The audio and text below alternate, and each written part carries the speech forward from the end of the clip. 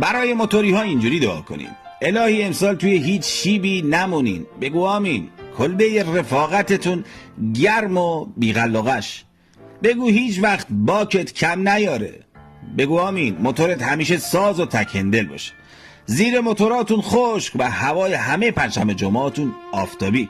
2 زمانه یا 4 زمانه. زمان موتورت کوک کوک. الهی ما رو در پیچوندن زن یا دوست دخترمون در پنجشنبه جمعه یاری بفرما که بدون هیچ جنگ و خونریزی شب خونه بخوابیم. این خیلی مهمه. الهی تو هیچ تکچرخی پشت نیفتی.